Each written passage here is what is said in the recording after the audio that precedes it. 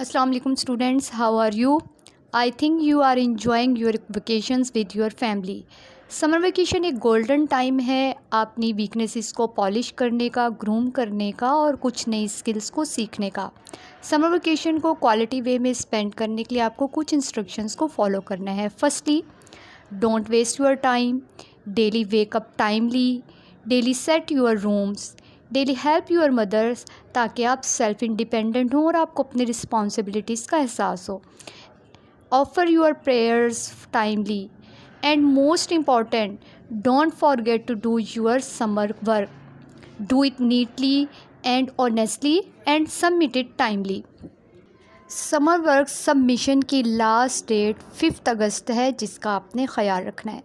इस पेज पर पेरेंट्स के लिए कुछ इंस्ट्रक्शंस हैं जिनको आपने ज़रूर रीड आउट करना है, और किसी भी किस्म की इंफॉर्मेशन के लिए आप इन नंबर्स पर कांटेक्ट कर सकते हैं। ये 3 और 4 का समर टास्क है जिसे आप बताए गए तरीके से सॉल्व करेंगे। ये पेपर पैटर्न दिखाया जा रहा है ताकि आपको आइडिया हो सके कौन सा क्वेश्चन कितने मार्क्स का है और कौन सा सब्जेक्ट कितने मार्क्स का होगा। ये आपका रिटन वर्क है जो आप नोटबुक पर करेंगे। इसमें जो पेज नंबर मेंशन हैं ये इसलिए हैं ताकि जब आप ये क्वेश्चन सॉल्व करेंगे तो आप इस पेज से हेल्प ले सकते हैं। समर वर्क करने के लिए अगर आप इंग्लिश का वर्क कर रहे हैं तो उसके लिए आप दिए गए तरीके से एक प्रोफाइल पेज रेडी करेंगे, देन आप रिटन वर्क करेंगे, और नेक्स्ट सब्जेक्ट के लिए फिर आप उसका प्रोफाइल पेज रेडी करेंगे और नेक्स्ट वर्क करेंगे। इस तरीके से आपको ये 4 सब्जेक्ट्स का वर्क दिया गया है, उसके लिए आप पेज रेडी करेंगे और अपना वर्क करेंगे।